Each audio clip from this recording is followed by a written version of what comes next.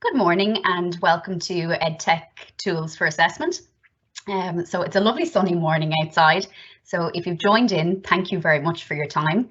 I really appreciate it, and I hope that you will find some useful tips or ideas or even different ways to reimagine how you design your assessment for your learners. So in this webinar, I'm aiming to explore some different ideas for using EdTech for assessment. I'll also look at creating an assessment in Flipgrid and Wakelet from scratch. So we will walk through the steps of how you will go about setting that up for your learners. I want to have a quick look at the user reports and analytics from some of the tech tools that we went through in last week's session. And then we will take a quick look at how you can present that evidence for assessment as well.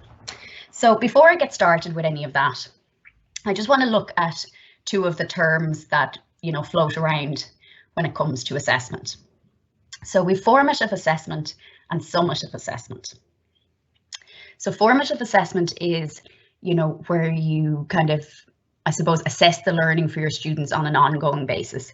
So that can be like a quick quiz at the end, a Kahoot. It can even be having a chat with them, or them filling out a mind map on a topic. It's the assessment that you do of learning on an ongoing basis, day to day in your classroom, or if you flip that out and give them a Kahoot challenge to do at home, for example. Summative assessment then is the assessment that we do at the end. So that will be our QQI assessment. So that's a quick look at the difference between the two terms that are used a lot when it comes to assessment.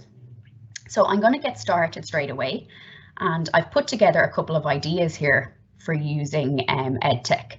And just to come in on the EdTech again, it's kind of a term that's used quite loosely for any kind of technology that's used for educational purposes. So that's what I mean when I'm talking about EdTech. So if I just move over here, the first one I want to look at is for communications, and it's just taking a look at the author's purpose. So I'm going to click here in my OneNote on a link. Now, just to show you before I do, this Wakelet does integrate very nicely into OneNote, but I just want to open it up separately so you can see the full screen.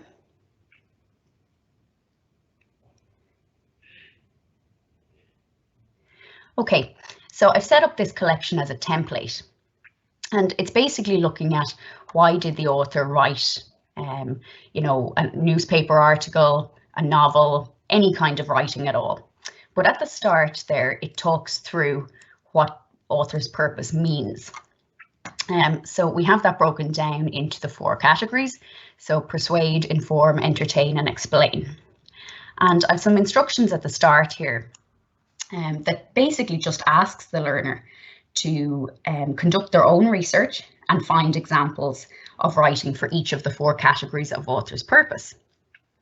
So I've asked them to go down through the collection, take a look at it, then copy this collection into their own account. And then from there, they can go off and do their research. Now, the key thing to note here is the research doesn't have to be online. It can be with newspapers, magazines, leaflets, any kind of text that is written by an author. So they can very simply then go down. So the first section is to persuade. So if they find an advertisement, a letter in a newspaper to an editor, they can take a picture of that and upload it in here. And I just want to show you the student view that they will get when they're doing that. So if you click to edit collection,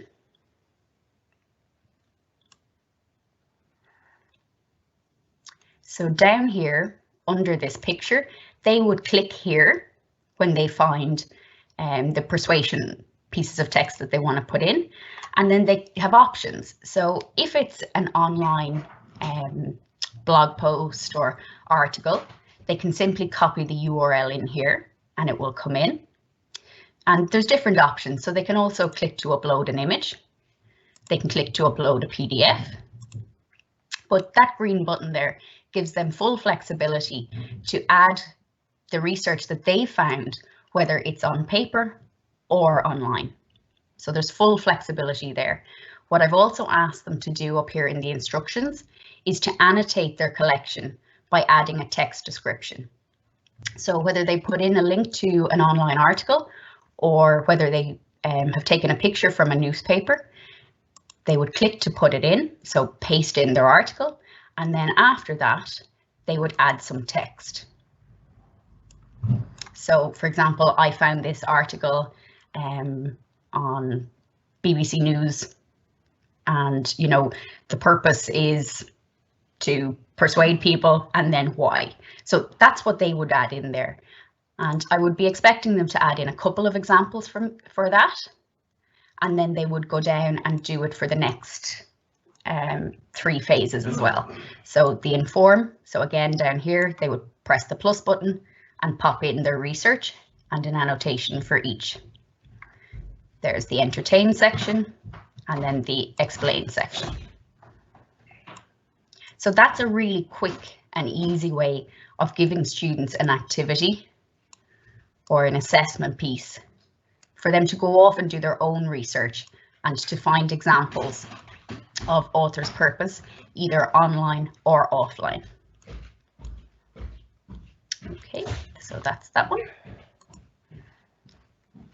And then the next example that I'm going to give you there is for personal and interpersonal development at level 4.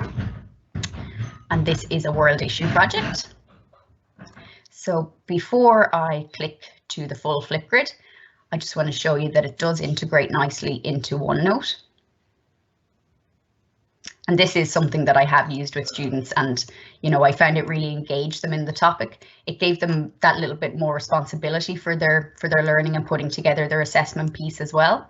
But in here in OneNote, if you just click on the drop down arrow, it gives you the topic prompts. But I'm going to click across just to show you that in full screen. Okay, so basically what I've asked them to do is turn a traditional presentation on its head.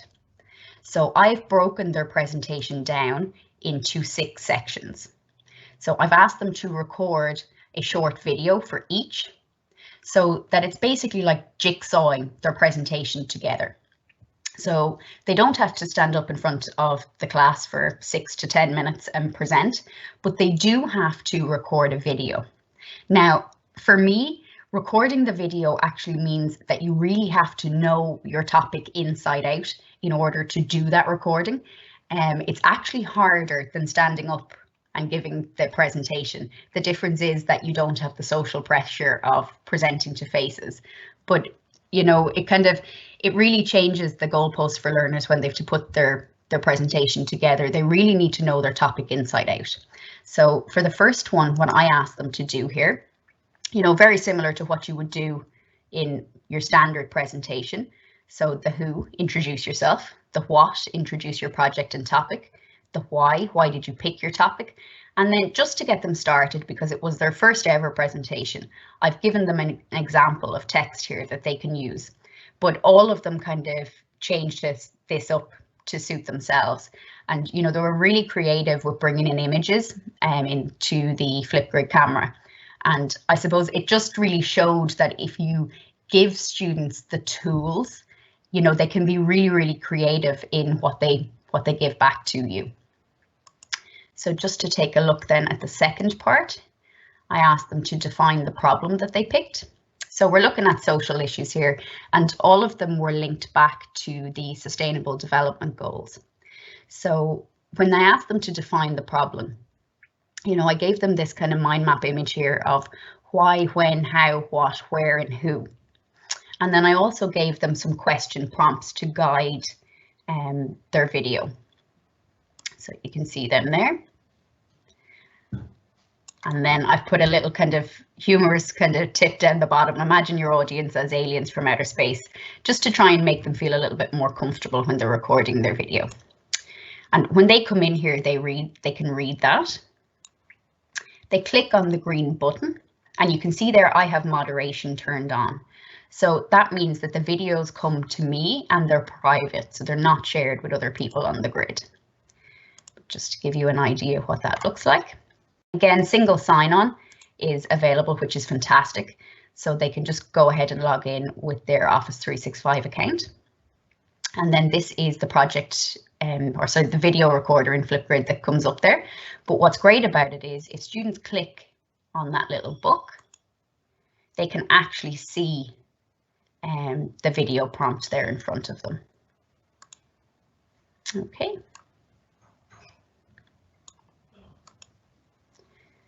So the third topic that I had then was for them to talk about their research.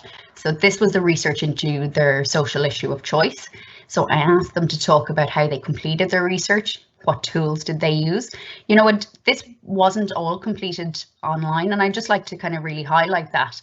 You know, a lot of this was completed in the classroom as well, and they did a lot of reading on paper. So I asked them to talk about their main sources of information and basically tell me a story of how they put their project together.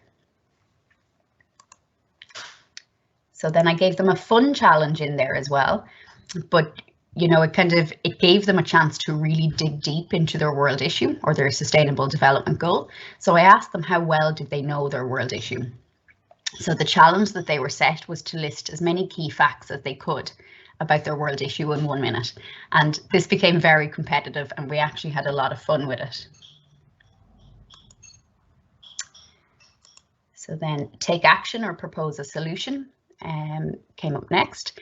So I asked them to take a look at the problem, what was causing it, to identify solutions, you know, and to kind of really, I suppose, push their level of thinking on, you know, how they can, I suppose, work in their own lives to help us live in a better world, but also what solutions could be possible at national and global level. And I gave them some, I suppose, sentence starters down the bottom so that they would have the language to be able to record this, you know, just to give them some prompts. So you can see them down the bottom there. But what's really great about this is that Immersive Reader is built in here as well.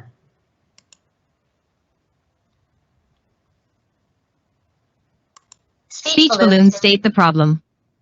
Speech balloon, what is causing the problem? So that's just quickly to show you that that's there. And then the last one is I asked them to draw conclusions from their project. So what was their opinion? What did they learn? And what's next? And I also asked them to look or think about one change that they would make in their life as a result of completing this project. So that is an idea for personal and interpersonal development for the contemporary social issues section. Okay, come out of that.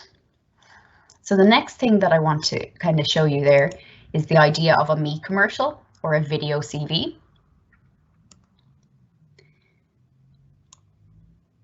So if I click across to that. So this is something that I've done with students for years, and it's kind of, they don't like it initially, but believe it or not, you know, they kind of, it's something that they've always taken very seriously for me, which is great. But you know, it's very relevant because so many interviews now are taking place online, and you know, an awful lot of companies now actually do request a video CV. So it's a really good kind of topic to do with your learners, and you know, it can tick the box and be relevant across multiple levels at QQI. You know, you can just change the instructions to suit your particular level, subject area or learners. So the video clip, what I've said here, should be between 2 to 5 minutes long. The topic is why should someone hire you? You know, I've given them some pointers here, but most of all, looking at your chance of securing a position based on your me commercial. And I've given them a tip down the bottom there. Remember to dress professionally, and you may use prompts. Okay, you could also link in an example of a video CV from YouTube, and that would come up down the bottom here as well. Okay, so that's the video CV. So next I have reflection on a learning experience. And again, this is kind of relevant across all QQI levels and most subject areas. You know, students are asked to reflect on their learning across the board. So here's just an example. So using the Gibbs model of reflection, I've asked learners to reflect on their learning. I've given them the kind of prompts that they need to record their video using Gibbs. And then I've kind of broken that down with some questions or some prompts. I've also given them a link out here to the Gibbs reflective cycle online if they want further research or if they want to kind of look at it in more depth. So that's there. And again, they would just scroll down and click on the green button to record their response. So that is reflection on a learning experience. So the next example here is for one of the ECI modules. So it's child health and well-being, and it's for one of the skills demos. Now again, I'm not a childcare teacher, but I'm trying to be creative here. So this is for the skills demo for some of the care routines that learners need to demonstrate or show evidence of in the early childhood care and education setting. So what I've asked them to do is choose 2 of the following skills and record a video demonstrating the skill. So they're the skill lists there that are pinned in the middle. And then I've just given them some guides down the bottom for how to record the tasks. So they need to provide a detailed step-by-step description of what they did before, during and after the demo. And then I've also kind of put in there that they should clearly demonstrate evidence of them completing the task and they must be identifiable. But again, you know, this is just an example. You would kind of populate this and, you know, make sure that everything that they need to complete the assessment is in here. You can also link in, you know, kind of more instructions or a guide or an example, and they would just show up here if you link that in. But I'll show you that when we're creating a topic. Okay. Great. So they are some of the examples they're covered off. So they're just some of the ideas that I've given you, but there's so much more. There really is. Kind of, if I come across and just have a look at my collection of EdTech tools again, in here, I will link in those examples. So under assessment idea, you will get those. So there's my author's purpose for communications. And then under the assessment ideas for Flipgrid, you can see my project grid there if you want to take a look at that PIP's presentation in Flipgrid. So that will be in there. So I'm giving you all of these. You know, the assessment idea there for Nearpod is you basically walk your students through a live lesson or set them a self-paced lesson in Nearpod. And then, you know, you can present the user report and analytics for assessment.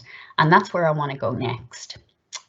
So in Nearpod, when you're finished your lesson, over here on the left, you have a button for reports. So if you click in there, you can see all your reports. Now, I'm not going to go into mine here because I need to protect my students' information, but I have one ready for you. Let me see. Wrong window, sorry. Other one. Okay. So this is what a user report looks like from Nearpod. Now, I've blocked out my students' names on this, but you can see that, you know, it presents a very nice kind of clean user report from the session or the presentation that they completed on Nearpod. So for this, it shows the number of students. I'll just point out that this is a group report.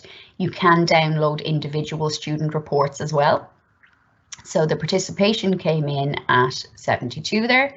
You can see that you would have the students numbered 1, 2, 3, and then their name will show up beside it. Okay, so when we go down then, this was just one of the kind of, I suppose, icebreaker activities that I did with them. And it's basically just a picture of emojis in the background. And I asked them to circle it based on the topic. Now, this was actually relevant for what I was doing because it was a personal development assessment. But you can see that it presents very nicely there. So they were all asked an open-ended question, and you can see their responses here. And that was based on reading an article, but that shows you there. So the activity was an open-ended question, and then that was completed based on reading an article.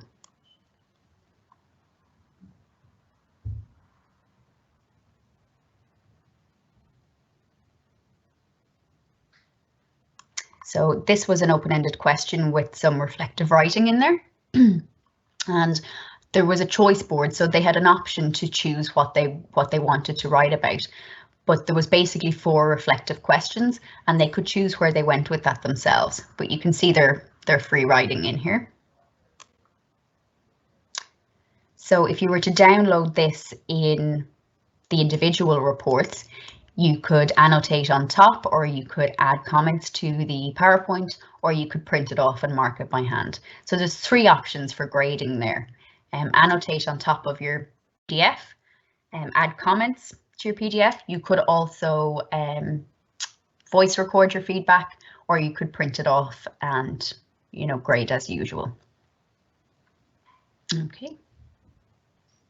And then I also have a link here. I asked them to record a Flipgrid video at the end. So if I click in there, it will actually show me the Flipgrid videos. Now, I'm not going to do that today just to look after my students, but their Flipgrid video responses are in there as well.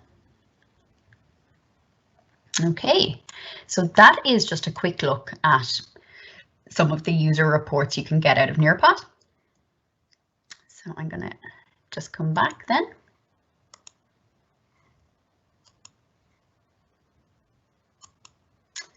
And the next user reports that I wanted to show you were in Kahoot. So again, Kahoot is a great tool. You know, it's so much fun, and there's nothing wrong with using it simply for fun. You know, it's a really good way of re-energizing a class, or even, you know, an online session. You know, if we get through this next kind of piece of text or whatever, or this next discussion, we can do a Kahoot. You know, and it really boosts students' engagement. You know, it's a little bit of fun, and that's across the board for all ages. I know I love playing Kahoot myself, so kind of it's a really good one to use. But what's great about it as well is it's actually, you know, it can be a very powerful learning tool. So I don't know whether people have used it before, but there is a report function for Kahoot as well. So if you craft your questions carefully, you know, and set them up in a way that I suppose meets the learning outcomes for your module, you could actually use the user analytic reports from Kahoot for assessment evidence.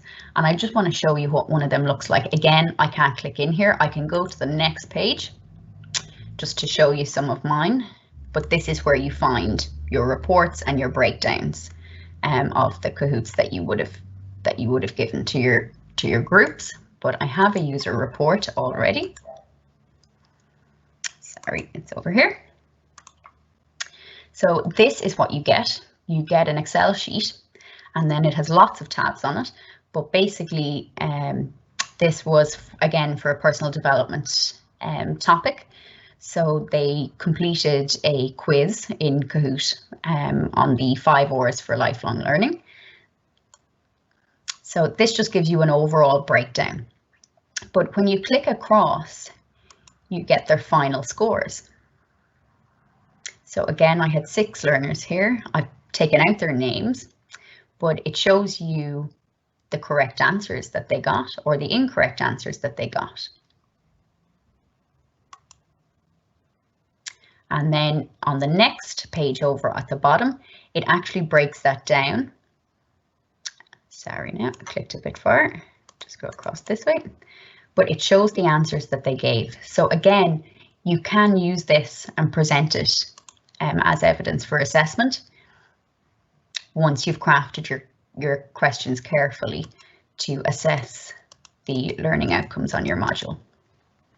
So that's just a quick look at the analytics from Kahoot. Bring them down.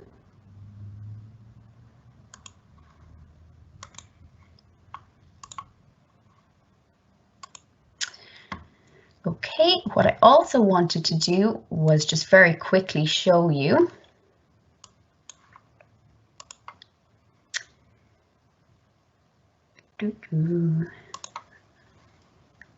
So thank you very much again to all of my FEC colleagues who recorded a video here. So I'm just going to go ahead with my own one and show you what you can do with this. So in here, if you want to show this video or present this video for assessment, you have a couple of different options to do that. Okay, so you can click on the share on the video. You can copy the link, or you can get a QR code. Now, this is really nice, and this is what I've done when I've used Flipgrid for assessment. So basically, I've copied out the QR codes, downloaded them, and presented them on paper for assessment. So when the EA comes in from their phone or a device set up in the centre, all they have to do is scan that QR code to play the video.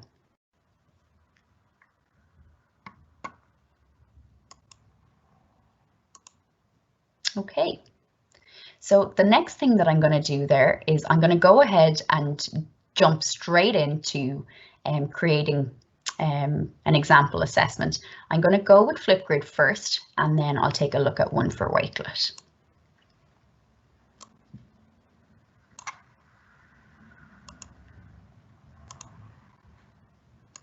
Okay, so this is what a grid looks like when it's set up. I've just created this one to hold the assessment ideas that I'm demoing this morning. But basically all you do is you go into your grid when it's set up and click on Add New Topic. Okay, so just to show you what I'm going to do here, I'm going to split screen because I have a video ready that I want to use, and it's in here. So I'm just going to copy this out because this pronunciation and spelling is going to slow me down a lot if I don't. So I'm going to look at an artist here, and it's the chaotic brilliance of artist, oh, this is in French, wow, Jean-Michel, oh God, right. I'm just going to go ahead. You'll get the idea. So the topic is, I'm just going to call it a quick look. Actually, that's going to exceed my characters there. So I'm just going to call it the artist and the name there. But what I'm going to do next is I'm going to get them to watch this video. So I'm going to copy the link from the video here across. Now I'm not using that for a second, and I want to make this bigger so you can see what I'm doing. So basically, when they've watched the video, I'm going to ask them a question.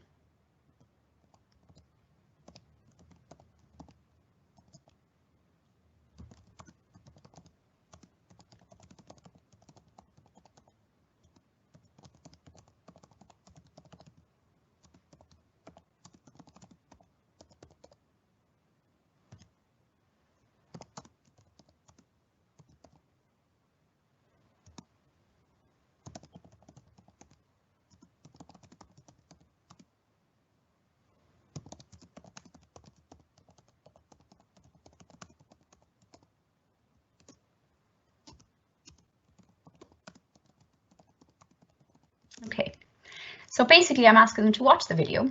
I've highlighted there that the artwork was considered groundbreaking in the 1980s, and I've just asked them to think about, do you consider the work to be groundbreaking today? Why or why not? And we have an option here to, I suppose, adjust the recording time, and this is for the student or learner videos. So I'm going to go ahead and not be restrictive and give them the full 10 minutes for this. Always when I'm getting learners to record and upload their videos onto Flipgrid, I always turn on the video moderation. It just makes it nice and secure and safe. So the video comes to me for review in the grid before anyone else can see it. Okay, so I'm going to go ahead and give them a focus, and this is just what shows up as the image. I'll show you more options in a second. So I'm just going to add a GIF here, and I'm just going to type in art. This is just giving you an idea here. Now, so I'm just going to go with this one. Again, if you were doing this, you know, you're the subject matter expert in your areas, you would do it with more detail. And I'm just going to go ahead and create that topic as it is. Okay, now that's the topic created, but I didn't add my video, or if I want to make changes or look a bit deeper at the settings, I can just click on the pencil here to go back in and edit it, which is what I want to do. So the topic tip is to give context to the point.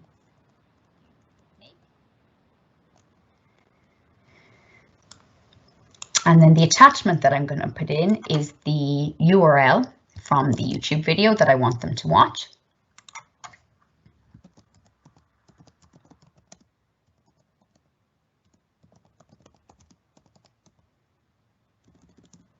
So just watch this video. I always try to write more. I need to learn to reduce my characters.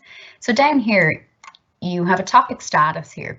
So if you want to get work ready, but you don't want your learners to see it yet, you can hide it. You can also freeze it so that there's no responses allowed yet, or you can make it active. But I'm just going to leave it at active for now. And if you're using the launch and freeze dates, you can actually set it to launch in advance. So you don't actually need to be in here if you wanted to launch on a Monday morning. You can set that in advance. So then there's other options or features for students down here. So students can add filters, stickers, drawings, or text to their video. I tend to leave that on. It just allows them to be creative with their presentation. They can give it a title. You know, you can turn the view count on the video on or off. And the sticky notes allows them to prepare. So I like to leave that on because that just means they can put a post-it on their screen digitally and type in some key points if they want to have some prompts while they're recording their video. I like to also give them the flexibility to trim and rearrange their video clips. You can also ask them to attach a link if you want. That can go in there, and then you can turn on or off the likes. Again, depending on what you're doing and your group of learners, you'll know whether it's best to have that on or off. And then what's really great about it as well is you can actually allow the students to respond to each other.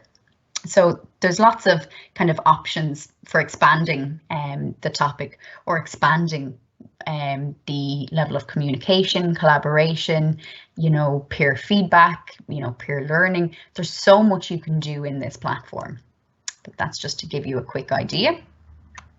So you also have an option down here to create a custom rubric. At the moment, it's by default set to ideas and performance, but if you click down here, you can add different criterias. So these are some of the ones that I've used in the past, but you could put your assessment criteria in here, and it remembers the assessment criteria that you put in. But I'm just going to leave it at that for now. So this is what my topic looks like, and it's ready to go. So if I want to share that with my learners to get them to do it, if I click on share, I can either copy the link, I can embed it or integrate it straight into my Microsoft Teams, or I can share the QR code. So there's 3 different options for sharing there. Okay, so that's an example of creating an assessment within Flipgrid. The next thing that I want to do is show you how to go about creating an assessment in Wakelet. So I just need to close this one off, and then I'm going to come back to my homepage and I'm going to create a new collection. Okay, so this one that I'm going to create, I'm going to try my best here, but again, not a subject matter expert in woodwork, but I'm going to give it a go. And this is woodwork level 4. And I'm going to try to create almost like a design portfolio.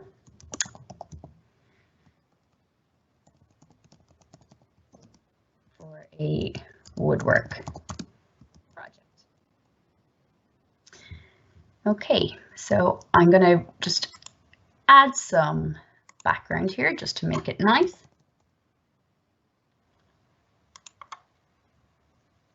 There we go. I'll give that a second to load.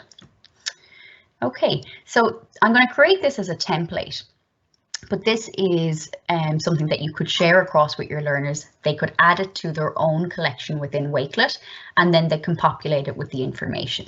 But basically what we're doing here is just setting up a template or giving them the headings to put in their own information, research or drawings. So I'm going to base this off a basic design process. So you would give them full instructions kind of in here on how to complete it. I'm just going to go ahead and set it up.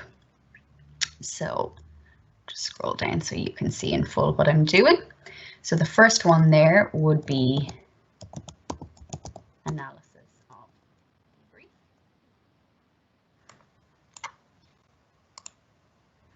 So again, I like to add emojis to pretty much everything that I do. It goes with my Bitmoji. You know, it does as much for me as it does for the learner. But a really quick tip there, if you press the Windows key and the period or the full stop, you can bring up your emoji keyboard. So I'm just going to use the light bulb here. So analysis of the brief would be part 1, and I'm going to click done.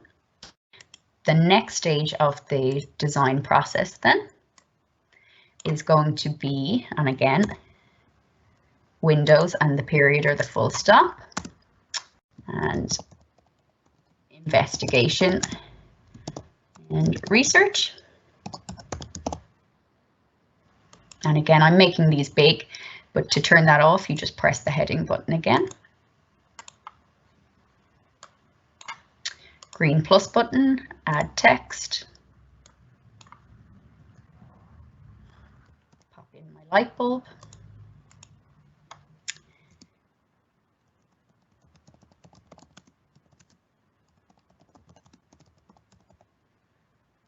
Again, making them all nice and consistent, so they're H1s for headings.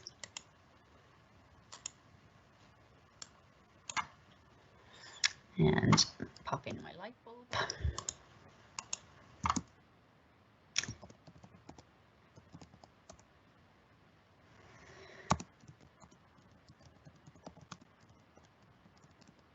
So sketches and working drawings will be next. Again, pop up to H1 so that the text is nice and big.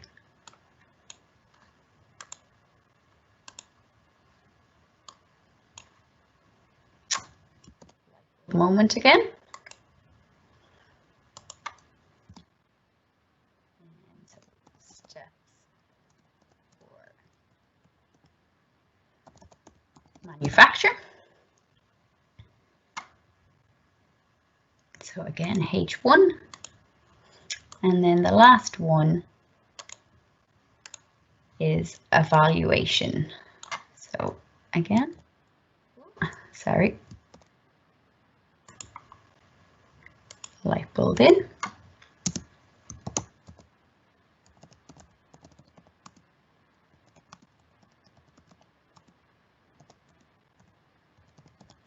So evaluation of the design of the artifact. Okay, make that H1 again.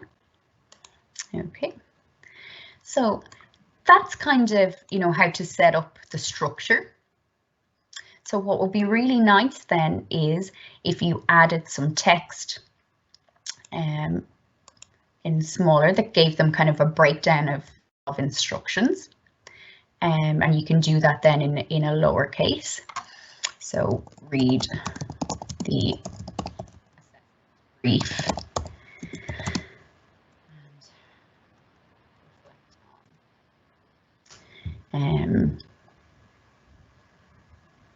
The design that you are asked to create for assessment. just an example. Again, you would do this properly yourself, you know, coming from a subject matter expert's perspective, but this is just to give you an example of what it looks like. Okay, so I'm gonna just click done on this so you can see what it actually looks like when it comes out of the edit window. So it's just still loading there. But basically it would walk them through the key steps for the design process for, you know, a kind of final project in woodwork. So you would share that with them and ask them to copy the collection. Sorry, you just need to. So you would share that across with them. You can also embed it into Teams, and you can ask them to copy it into their own collections. And then all they have to do is click on the green button to edit the collection. And in here, they can add, by clicking the green button, wherever they need to add content to each of the phases of the design process. So for example, for the sketches and working drawing section, you know, kind of for me, sketching 100% for something like this must be done on paper with a pencil. So you just ask them to do their sketches as normal, take a picture of it and upload it here. Okay, and then to present this for assessment when it's done, just click out. So you have a couple of options. Again, it would just come back to the share option. So you can copy the link and present it electronically. You can generate a QR code for it, or you can export it as a PDF.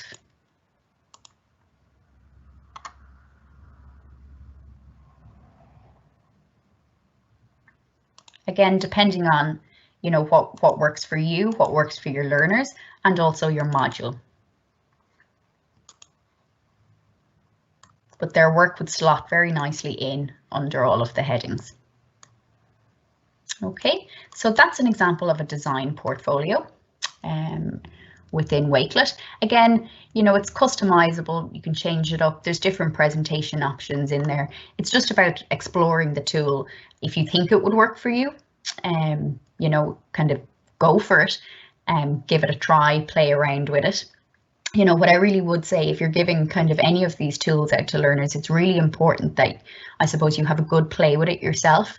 You know, and I always say to my students when they're in front of me and I can stand over it, anything I have ever asked them to do for assessment, I've done myself. So, you know, when I introduced Flipgrid to them in the classroom, I introduced that by playing a Flipgrid video that I had made.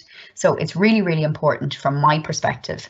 I know that we practice what we preach and that we show kind of, you know, that we're okay with learning and showing what we produce before we ask learners to do it. Okay, so I just want to check where I'm at there. So if I go and turn off, move things across for me. So I did create an assessment in Flipgrid and in Wakelet, so that's done. And then I've kind of talked about options for presenting evidence as I went through the different demos. So I'm just going to check in with Yvette and see if there's any questions on any of that. Morning, Ashley. Yeah, that was very nice, very informative. Though there wasn't very many questions. One was just on the Flipgrid integration with Teams and 365, and I've answered that as a yes and given the link as a PDF of how to do that. But if you have time and want to show how to add it on in Teams, that might be nice. Perfect. I'm going to. I don't know if you can actually now. Yeah, when you're on this. No, I'm on Teams here. Yeah, yes, I'm not sure if you can, but I put a link there with a PDF explaining how to do that add-on. Brilliant. And people love your emoji shortcut.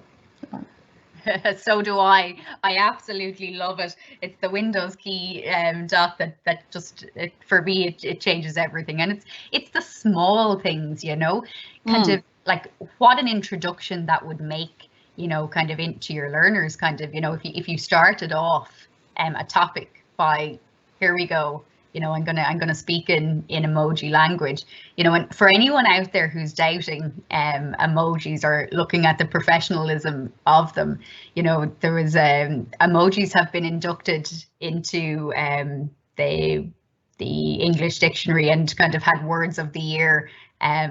You know, kind of, I think it was the heart eyes. So this one got kind of word of the year, and it's amazing how kind of times are changing. You know, but it's a really good way, I suppose, to break down some barriers sometimes, or, you know, to kind of get learners on board, just with using a little bit of fun.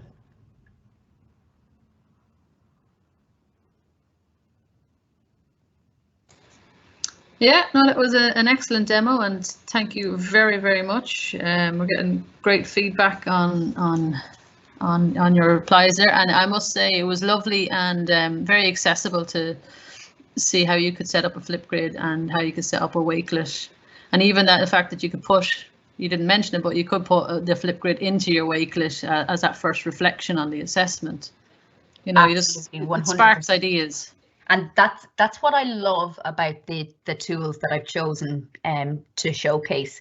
You know, I suppose part of me is biased because they're my favorite ones, but I've tried them, I've tested them, I've asked students for feedback on them and for their honest opinions. You know, but the big bonus for me are the tools that I use. First of all, they have immersive reader built in. And second of all, they integrate across all of the Office 365, Teams and OneNote platform. And that for me is key because you're using single sign-on. So learners don't need to have multiple accounts or passwords. You know, it just works automatically for them. Also, all the tools that I'm using are really accessible on mobile. So the Flipgrid app and the Wakelet app on mobile are really, really accessible. The next big bonus for me in particular, you know, when I switched from kind of having a full paper-based portfolio in Youthreach to a kind of more digital portfolio, one of the biggest things for me was I found that my students worked on their portfolio at home, whereas they wouldn't have been allowed or necessarily interested in carrying a paper assessment or portfolio home, but they were happy to kind of tip away or add little bits or record a Flipgrid video or work on their Wakelet from home. And that for me was a massive, massive bonus, you know, and in most cases they preferred doing that kind of work at home, which actually freed me up in the classroom, you know, to dig deeper into topics, to push their thinking and, you know, to really kind of have those valuable class discussions or, you know, spend more time on the teaching side of things while they created the evidence for me at home. Excellent. And in that time, we have a few more questions. Could the video CV be used for work experience modules? Absolutely. And if so, sorry, it continues. And if so, how will this then work for assessment? Will marks just transfer to video evidence? Yeah, that's something that you need to look at. I suppose it's dependent on the level and the module, the specific module that you're looking at. What you really need to look at, you know, where it asks for a written CV, you will still have to present a written CV. Okay, so there's no kind of change on that, you know, unless that's approved, or, you know, unless it gives flexibility. I know kind of in some of the higher levels, kind of at when you move into level 6, for example, you know, kind of recording almost like a video CV is on the course at that level. But for the kind of lower levels, I'm pretty sure it states that you need to have a written CV. And for me, it's really valuable that learners do have a written CV because we still need that. But the video CV can be used in other ways to cover other learning outcomes. Thank you, Ashley. And one more question. How much hand-holding do you have to give to students around Flipgrid? So does it take much time, or do you do a demo and expect them to learn and navigate? So was it a slow integration to show them how to use it? To be honest with this, no, it wasn't. The key part for me is that you invest a little bit of time at the beginning and get them comfortable.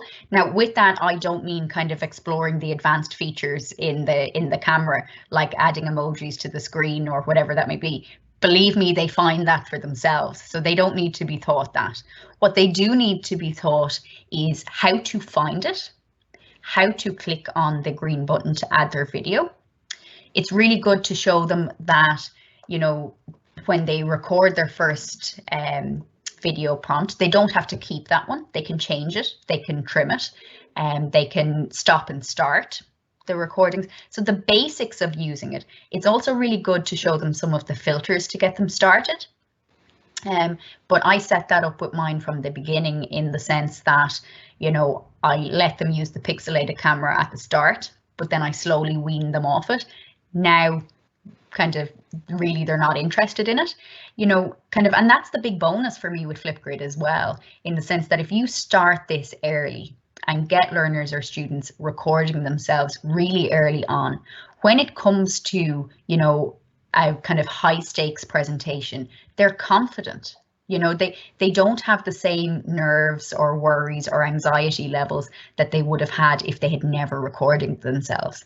You know, and we're moving into a world where I suppose TikTok, Snapchat, all those apps, you know, they're immersed in young learners' lives, but particularly from this lockdown, the uptake of, say, the TikTok app by adults is huge.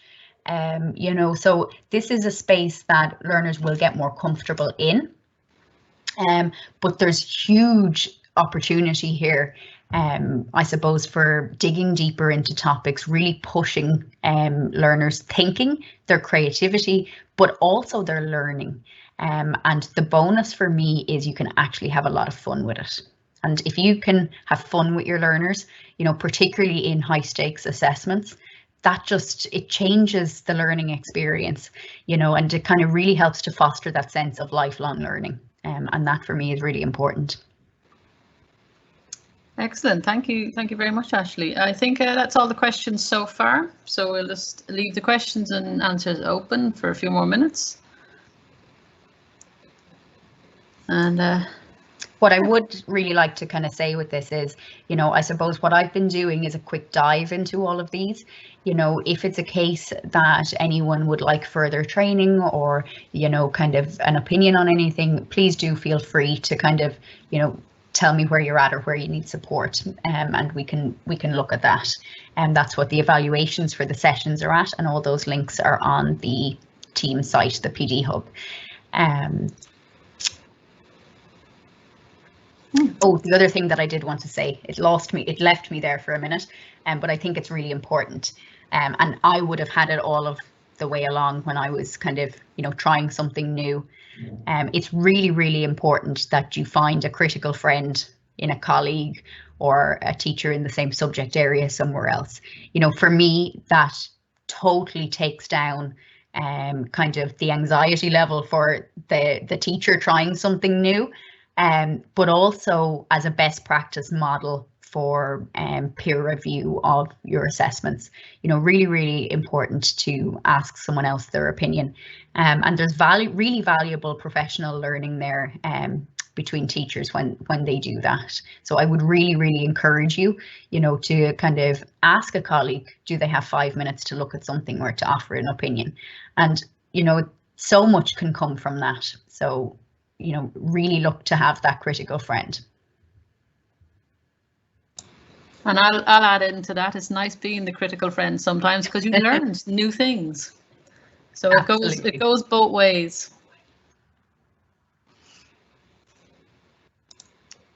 And we will thank you very much for watching and listening, and we will see you at the next session. Just a quick note there, the times are different for these sessions today. So David Pollard will be coming up at 12 p.m. with Flipping Your Classroom, and then Lynn Thomas will be presenting on how to build an accessible classroom at 2 p.m. Thank you very much for tuning in today. Yeah, 12 and 2. Thank you.